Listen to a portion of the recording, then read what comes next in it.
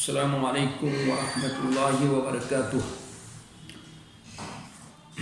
محترم دینی بھائیوں اور عزیز طالبات، بسم اللہ الرحمن الرحیم وبہ نستعین۔ باب اداء الخمس من الایمان۔ بہ قال حدثنا علی بن الجعد قال اخبرنا شعبۃ عن ابی جمرۃ قال كنت اقعد مع ابن عباس فيجلسني على سريره فقال أقم عندي حتى أجعل لك سحما من مالي، فأقمت معه شهرين، ثم قال إن وفد عبد القيس لما أتوا النبي صلى الله عليه وسلم قال من القوم أو قال من الوفد؟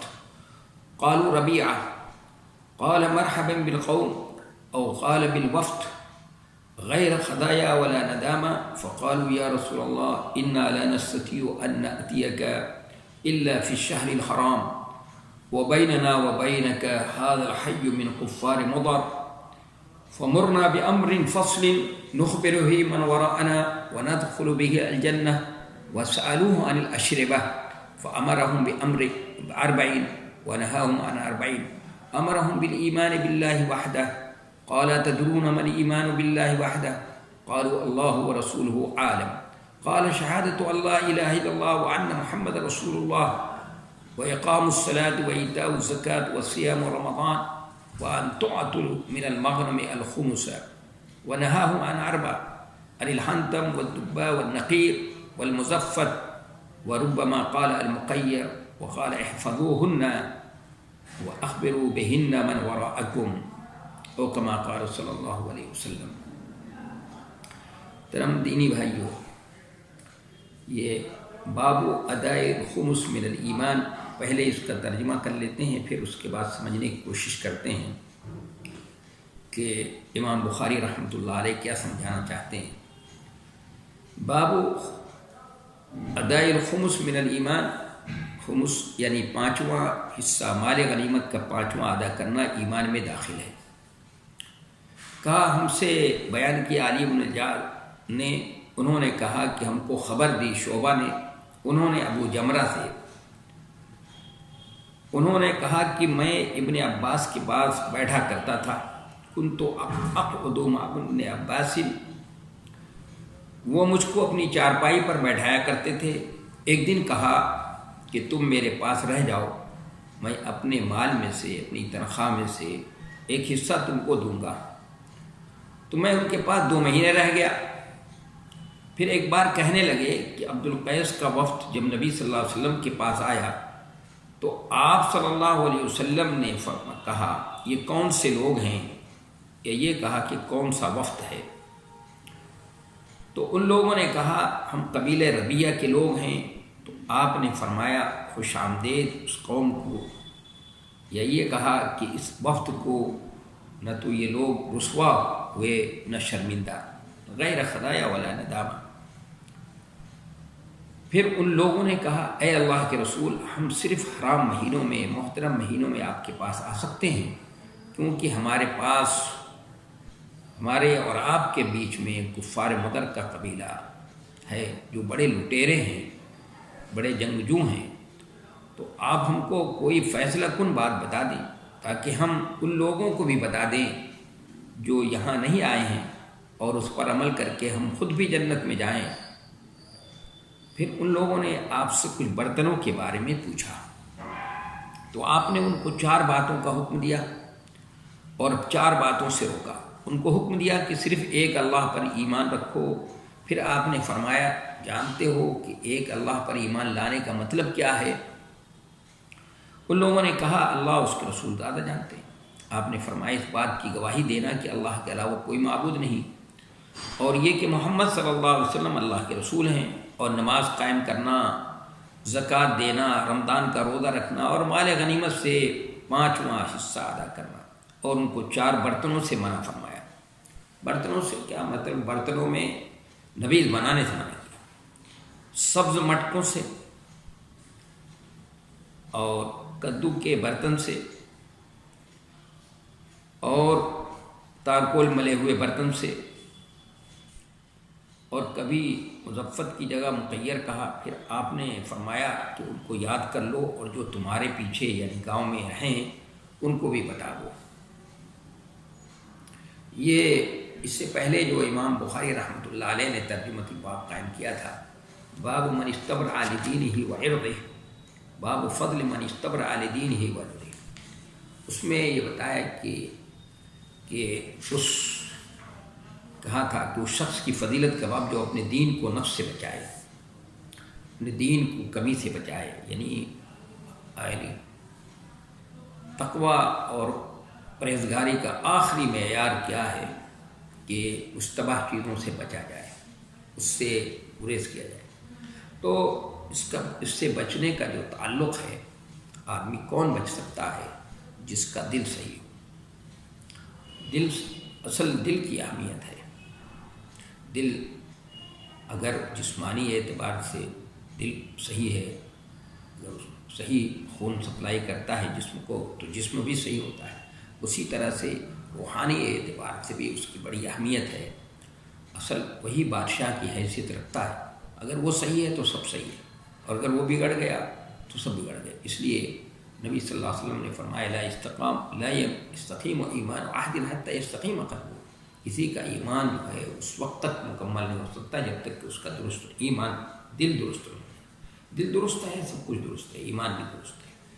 تو اب اس کے فوراً بعد امام بخاری رحمۃ اللہ علیہ فرماتے ہیں کہ بعد اداء الخمس من الایمان، ظاہر ہے جو اپنے ایمان کو نفس سے بچانے کی فکر کرے گا، جو اپنی عزت و مس کی حفاظت کرے گا، جو اس کے اندر تقویٰ کا یہ معیار ہوگا، اعلیٰ درجے کا معیار ہوگا، اعلیٰ درجے کا کہ خدا ترسی ہوگی، تو وہ لوگوں کے پاس جایا کرے گا، عالموں کے پاس، اس لیے کہ مشتبہات کا مشتبہ چیزوں کا جو الحرام بین، کہ حلال بین، حلال کا حکم بھی واضح ہے اور حرام کا حکم بھی واضح ہے، لیکن ان دونوں کے درمیان کچھ مشتبہ چیزیں ہیں، کچھ چیزیں ایسی ہیں ان کا حکم جو ہے واضح نہیں ہے، ایسا امر ہے جو دو متعارف امور سے مشابہت رکھتا ہے، یہ بھی ہو سکتا ہے، یا کہ مشتبہ ہے کہ معلوم نہیں حرام ہے کہ حلال ہے،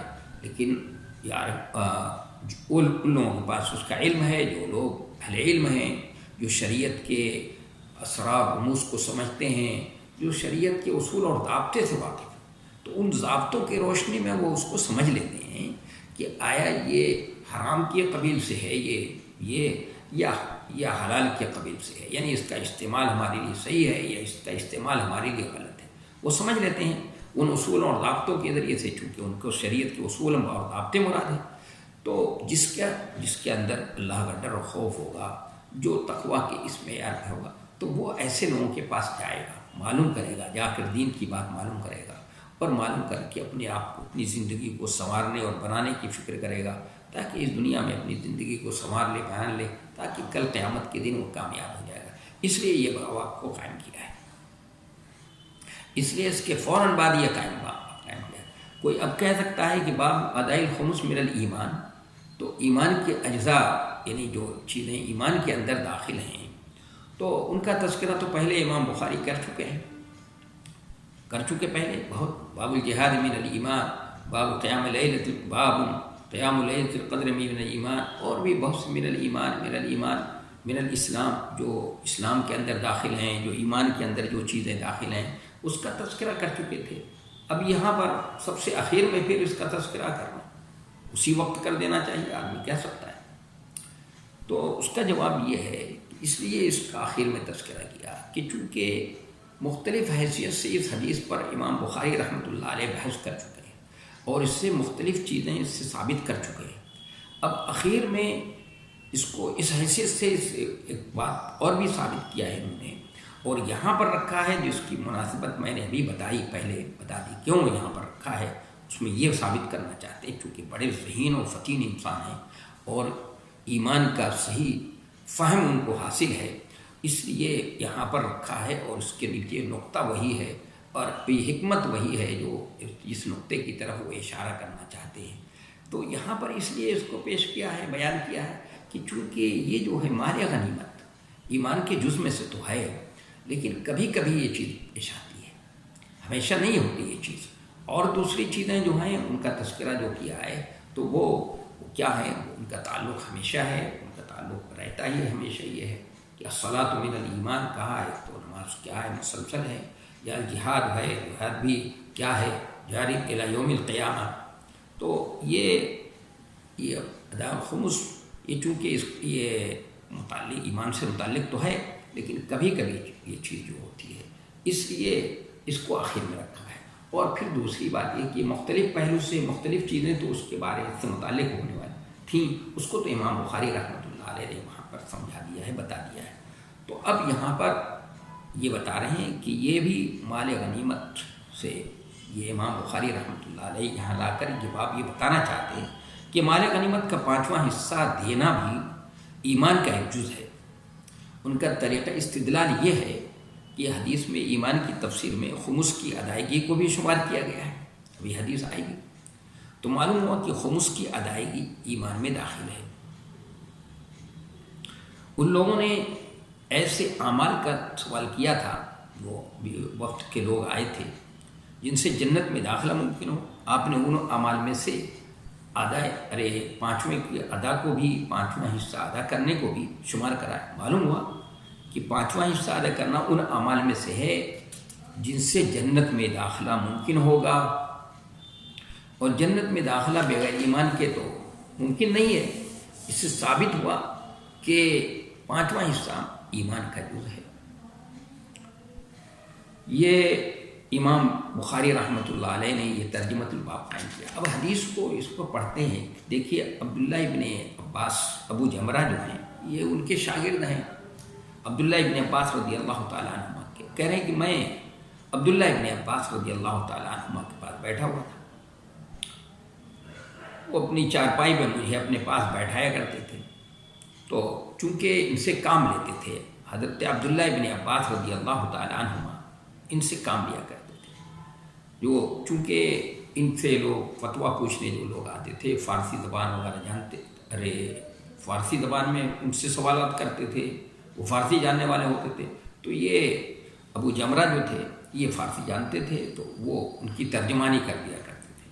یا کبھی ایسا بھی ہوتا تھا کہ ان کی آواز چونکہ بلند تھی اور کبھی زیادہ لوگ مجمع کثیر ہوتا تو یہ ابو جمرہ جو ہے وہ آ کر ان کی آواز کو دوسروں تک کیا کر لیتے تھے، پہنچانے کی کوشش کرتے تھے، اس لیے انہوں نے اپنے پاس ان کو رکھا۔ تو کہا کہ تم میرے پاس رہ جاؤ اور ٹھہرے، تو انہوں نے کہا کہ میرے پاس رہو تم، تو تاکہ میں تم کو جو ہے میرے پاس ابھی تنخواہ کا مال آنے والا ہے، وہ آئے گا تو میں اس میں سے تم کو دوں گا۔ تو کہہ رہے ہیں کہ میں ان کے پاس 2 مہینے رہا۔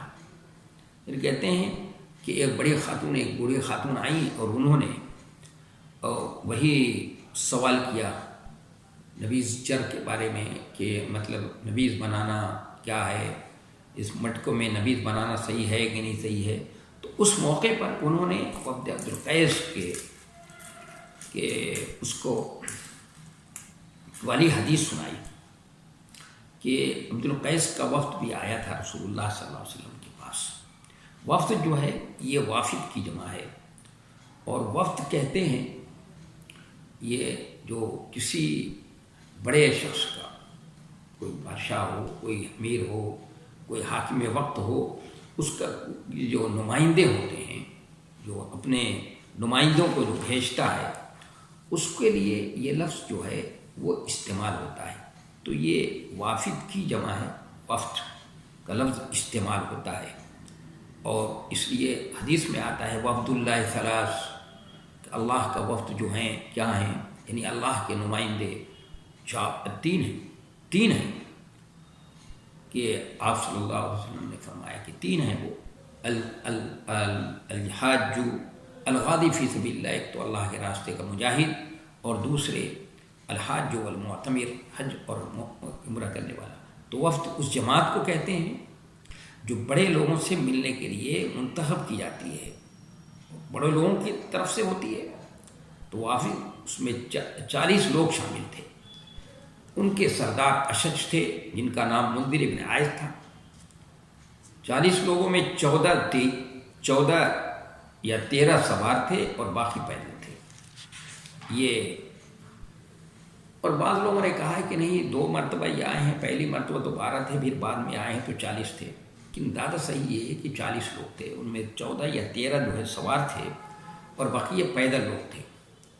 یہ کیوں آئے تھے؟ یہ بحرین سے وفد آیا تھا، اس لیے کہ وہ منقذ ابن حیان جو تھا یہ کپڑے وغیرہ کی تجارت کرتے تھے، بحرین سے لا کر یہ مدینہ منورہ میں کپڑے وغیرہ بیچا کرتے تھے.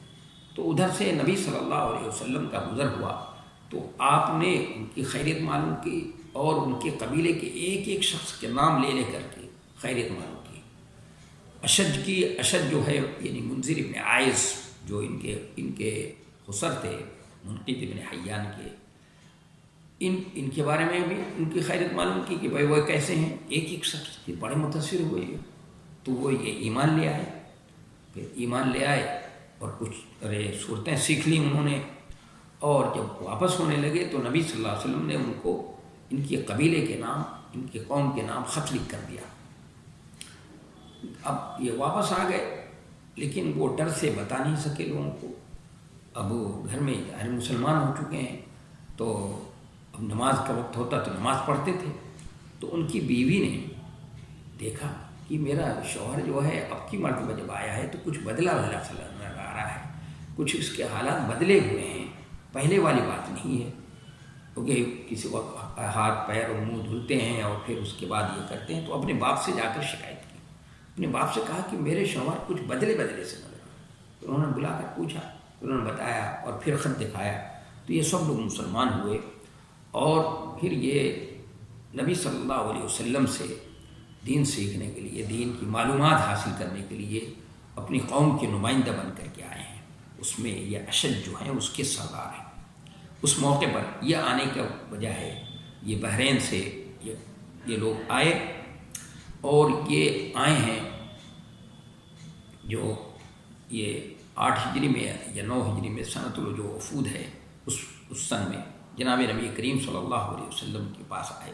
تو نبی صلی اللہ علیہ وسلم کے پاس جب آئے تو آپ نے پوچھا من القوم، یا آپ نے فرمایا من الوفد، کہ بھئی کون لوگ ہیں، یہ کون سے لوگ ہیں، یہ فرمایا آپ نے کہ کون سا وقت ہے. اور پھر فرمایا کہ انہوں نے کہا کہ یہ ربیعہ. اس سے بات سمجھ میں آئی کہ جب کوئی آئے تو اس سے پوچھا جائے کہ بھائی کون لوگ ہیں، کون سا نہیں ہے، تو اپنا تعارف کرا دینا چاہیے، بتا دینا چاہیے ہم فلاں قبیلے سے ہیں. انہوں نے بتایا کہ ہم ربیعہ کے لوگ ہیں. ربیعۃ الخیل ان کو کہا جاتا ہے، اور ربیعۃ الخیل ہیں یہ کہ ہم ربیعہ سے تعلق رکھتے ہیں. انہوں نے ربیعہ اپنے کو کہا کہ ہم ربیعہ سے تعلق ہے ہمارا، ہم ربیعۃ الخیل سے. نبی علیہ الصلوۃ والسلام مزنی ہیں اور یہ جو ہیں یہ لوگ کیا ہیں، ربیعہ ہی ہیں، ربیعۃ الخیل ان کو کہا جاتا ہے. تو نبی صلی اللہ علیہ وسلم نے فرمایا مرحبا بالقوم یا اقال بالوفد، کہ قوم کا آنا مبارک. تو لوگ نے آپ نے فرمایا خوش آمدید اس قوم کو، یا یہ کہا کہ اس وفد کو غیر خدایا ولا ندامہ. یہ خدایا خزیون کے معنی آتے ہیں رسوائی کے. یہ ندامہ یہ اس کی جمع ہے، ندامہ ندمان کی جمع ہے، یا نادم اور ندمان دونوں ندامت اور شرمندگی کے بارے میں آتے ہیں. خطابی نے لکھا ہے کہ ندامہ ندمان کی جمع ہے. ندیم رفیق میں کو کہتے ہیں. یہاں ندامہ نادمین کے معنی میں ہے. نادمین کی جگہ ندامہ جمع لانے کی وجہ یہی ہے کہ خدایا چونکہ وہ ہے اس کے اتباع میں، اور خدایا خدیات کے معنی رسوائی کے، کہ آپ فرما رہے ہیں کہ یہ تو آنا تو مبارک ہو، نہ تو یہ لوگ رسوا ہوئے اور نہ شرمندہ. یعنی کوئی اس میں دیر سے آئے ہیں، یعنی دیر سے ایمان لے آئے، تاخیر سے ایمان لائے اور تاخیر سے آ رہے ہیں، تو اس میں کوئی نہ ندامت کی ضرورت ہے نہ کسی رسوائی کی، ذلت و رسوائی کے. بہر صورت صبح کا بھولا اگر رات کو واپس آ جائے تو اس کو بھولا نہیں کہا جاتا. یہ کوئی بھولا ہوا نہیں ہے، کوئی بحث کی بات نہیں ہے، کوئی حرج کی بات نہیں ہے. آئے تو بہر صورت آئے تو واپس تو آ گئے. تو آپ نے فرمایا کہ ٹھیک ہے، بہت اچھی بات ہے. تو ان لوگوں نے اپنا عذر پیش کیا. فقالوا یا رسول اللہ انا لا نستطيع ان ناتيك الا في شهر الحرام. اے اللہ کے رسول، ہم آپ کے پاس جو ہے وہ محترم مہینے میں آ سکتے ہیں، کیونکہ ہمارے اور آپ کے درمیان یہ مضر کے کفار ہیں، یہ لٹیرے لوگ ہیں، ان کی وجہ سے ہم ہر وقت نہیں آ سکتے ہیں. محترم مہینے میں آ سکتے ہیں، ورنہ ان کا ہمارا مال، جان مال، عزت کوئی چیز محفوظ نہیں رہے گی. تو اس لیے ہمیں فمرنا بامر فصل نخبر به من وراءنا. نخبر به یعنی بامر فصل، کہ آپ جو ہے ہمیں کیا کریں، حکم دے دی. بامر فصل، دونوں کو ہم نے تنوین کے ساتھ پڑھا ہے. تو فصل اگر فاصل کے معنی میں لیں گے تو اس کا مطلب یہ ہوگا، تو عادل کے معنی میں ہوگا نہیں، اور مطلب یہ ہوگا کہ ایسی بات کا حکم دے جو حق اور باطل کے درمیان فیصل کر دے. اور اگر مفصل کے معنی میں لیں تو مبین کے معنی میں ہوگا، اور مطلب یہ ہوگا کہ واضح بات فرما دے. دونوں بات ہو سکتی ہے. یعنی ہمیں ایک کیا کریں، حق و باطل کے درمیان فرق کرنے والے، فیصلہ کرنے والی بات بتا دیں، یا ہمیں ایک واضح بات بتا دیجیے. ہم نبی صلی اللہ علیہ وسلم سے کہہ رہے ہیں. پہلے اپنا عذر پیش کر دیا کہ ہم ایسا نہیں آ سکتے. اس سے بات سمجھ میں آئی کہ اگر استاد کے پاس گئے اور کوئی عذر ہے، نہیں آ سکتے، روزانہ نہیں آ سکتے ہیں کلاس کے اندر، تو اپنا عذر بھی بتا سکتے ہیں، بتا دیا جائے تو کوئی حرج کی بات نہیں ہے. دیکھیے انہوں نے اپنا عذر پیش کر دیا، بتا دیا کہ ہمیشہ نہیں آ سکتے. تو اور پھر بات کہہ رہے ہیں کہ مرنا بامر فصل نخبر به من وراءنا، کہ ہمیں کوئی حق و باطل کے درمیان فیصلہ کرنے والی بات یا ایک واضح بات بتا دیجیے کہ ہم اس پر خود بھی عمل کریں. اور نخبر به من وراءنا، کہ ان کو ہم کیا کریں، بتائیں، ہم آپ کو فیصلہ کن بات بتا دیں تاکہ ہم ان لوگوں کو بھی بتا دیں جو یہاں نہیں آئے ہیں. نخبر به من وراءنا، جو ہمارے جن کے ہم نمائندے بن کر آئے. وندخل به الجنہ، اور ہم بھی اس پر عمل کر کے جنت میں داخل ہو جائیں. تو انہوں نے آپ صلی اللہ علیہ وسلم سے کچھ اس میں نبیذ کے برتنوں کے بارے میں، اس کے بارے میں سوال کیا. ان لوگوں نے برتنوں کے بارے میں سوال کیا. تو آپ نے ان کو 4 چیزوں کا حکم دیا اور 4 ہی چیز سے منع بھی کیا. تو آپ نے پہلے حکم دیا، جو انہوں نے پہلا سوال کیا تھا، تو ان کو بنیادی بات بتائی، ایمان باللہ. اور ایمان باللہ کو تدرون عمل ایمان باللہ، کہ تم جانتے ہو ایمان باللہ کیا ہے. اور یہ انداز تعلیم کا بہت ہی عمدہ ہے کہ سوال جواب کے انداز میں اس کو سمجھایا جائے. تو انہوں نے سوال جواب کے انداز میں نبی صلی اللہ علیہ وسلم نے ان کو سمجھایا. تو انہوں نے بتایا اللہ اور اس کے رسول زیادہ جانتے ہیں. آپ نے فرمایا شہادت اللہ الہ الا اللہ وان محمد رسول اللہ، کہ اللہ پر ایمان لانے کا مطلب یہ ہے کہ اللہ کی وحدانیت کا اقرار کیا جائے اور محمد صلی اللہ علیہ وسلم کی رسالت کو تسلیم کرے. جو اللہ کو ایک تسلیم کرے مانے گا، ضروری ہے کہ محمد صلی اللہ علیہ وسلم کی رسالت کو بھی تسلیم کرے. اس لیے کہ اللہ کو پہچاننے کا ذریعہ اور اس کی رضا کو معلوم کرنے کا ذریعہ محمد صلی اللہ علیہ وسلم ہیں. ان کے بغیر ہم اللہ کی رضا کو نہیں سمجھ سکتے، اس کی رضا کو نہیں جان سکتے. یہ سب تفصیلات گزر چکی ہیں، اس لیے میں یہاں پر تفصیل مزید نہیں بیان کر رہا ہوں. اور نماز قائم کرنا، زکوٰۃ دینا، اور رمضان مبارک کے روزے رکھنا. تو یہاں پر ظاہر ہے یہ 4 چیزوں کا حکم دیا تھا. 4 چیزیں یہاں پر ہیں، لیکن اور ایک 5ویں چیز کا تذکرہ بھی کر دیا آپ نے کہ تم مال غنیمت کا 5واں حصہ بھی دو. تو سوال یہ ہے کہ 4 کا حکم، ارے آپ نے کہا تھا کہ 4 چیزوں کا، اور 5 چیزیں آپ نے بتا دی. تو ہو سکتا ہے کسی کے ذہن میں یہ اعتراض ہو، آپ نے 4 باتوں کا حکم دینے کو کہا تھا تو 5 کو کیوں ذکر کیا بھائی؟ تو اس کا جواب، مختلف جواب دیا جا سکتا ہے کہ ایمان کی تفسیر آپ نے اقامت الصلاۃ سے شروع ہوتی ہے. یہاں شہادتین کا ذکر تبارکاً کیا گیا ہے، جیسے آیت کریمہ میں اعلموا انما غنمتم من شیء فإن للہ خمسہ میں ان للہ کا ذکر تبارکاً ہے، اس لیے بھی کہ وہ لوگ شہادتین کو تو پہلے ہی جانتے تھے. وہ شہادتین کا ذکر اوامر میں نہیں ہے، بلکہ شہادتین کو چھوڑ دیں تو 4 باتیں رہتی. ایک جواب یہ. دوسرا جواب 4 میں سے صرف ایک کا ذکر ہے اور وہ ہے ایمان ہے. آگے چاروں اس کی تفسیر ہے۔ پھر سوال یہ ہوتا ہے کہ باقی 3 کو کیوں نہیں چھوڑ دیا، تو اس کا جواب یہ ہے کہ راوی کا اختصار یا اس کا نسیان ہے، لیکن یہ جو کوئی جواب معقول نہیں ہے۔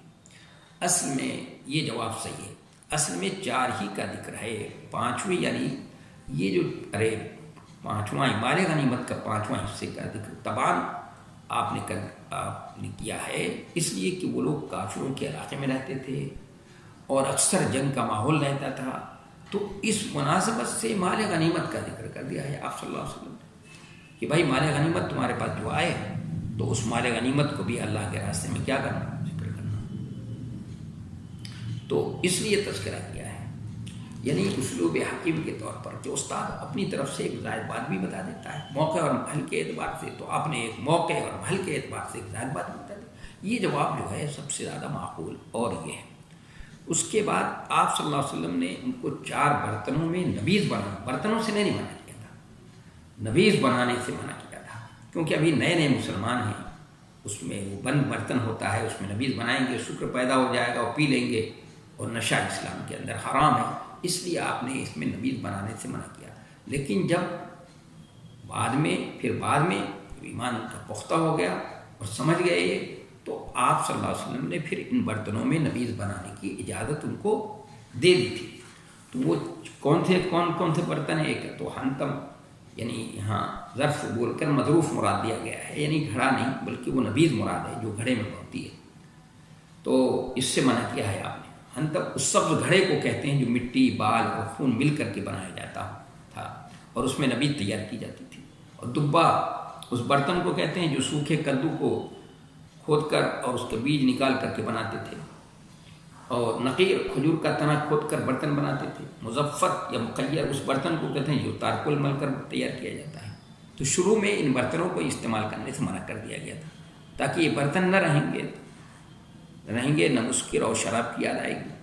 پھر جب ایمان پختہ ہو گیا تو ان برتنوں کو استعمال کرنے کی اجازت دے دی گئی۔ یہ مطلب بھی ہو سکتا ہے کہ تاکہ سامنے سے برتن کو بھی ہٹا دیا گیا کہ تاکہ برتن یہ جب نہیں رہے گا تو شراب اور اس طرح سے نشہ آور چیزوں کے استعمال سے بھی بچے رہیں گے، اور نہیں منسوخ ہو گئی، بعد میں اجازت دی ہے آپ نے۔ لیکن عبداللہ ابن عباس کو نسخ کی اطلاع نہیں ہوئی تھی، اس لیے یہ تذکرہ کیا۔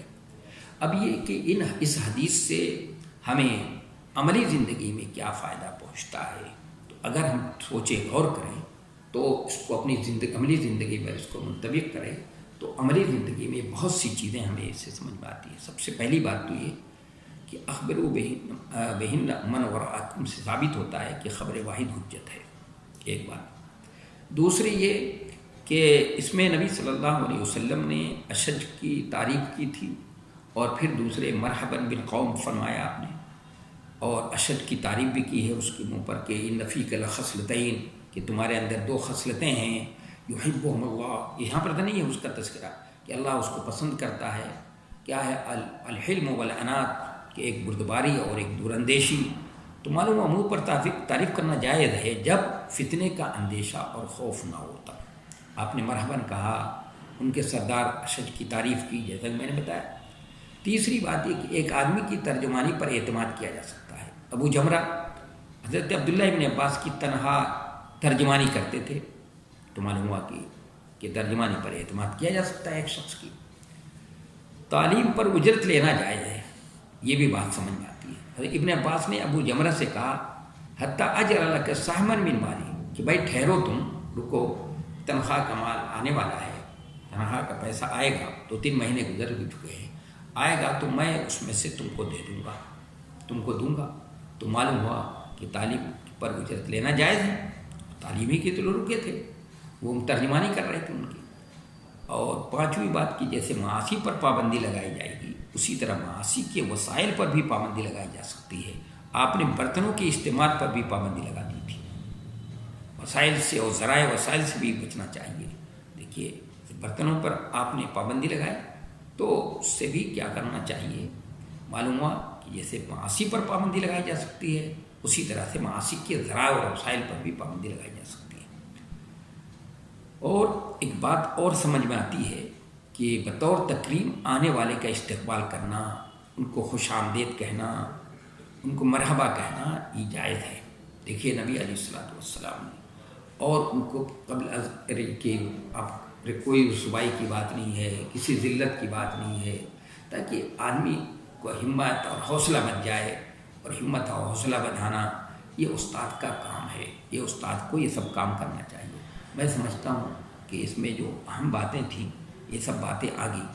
اب اس کے بعد جو ہے، اس کے بعد امام بخاری رحمۃ اللہ علیہ نے جو اس کے بعد باب قائم کیا ہے اس کو پڑھیں گے، اس کو پڑھا جائے گا، لیکن جو اس میں ہمارے سامنے یہ جو حدیث آئی ہے جس کو پڑھا ہے ہم لوگوں نے، اس سے جو باتیں ہمیں سمجھ میں آتی ہیں، جو فوائد ہم کو حاصل ہوتے ہیں، اگر اس کو عملی زندگی پر ان فوائد کو ہم منطبق کر لیں اور اس سے ہم اپنی زندگی کو بنانے اور سنوارنے کی فکر کریں، اور تو صحیح معنوں میں ہماری زندگی سدھر سکتی ہے، ہماری زندگی بن سکتی ہے۔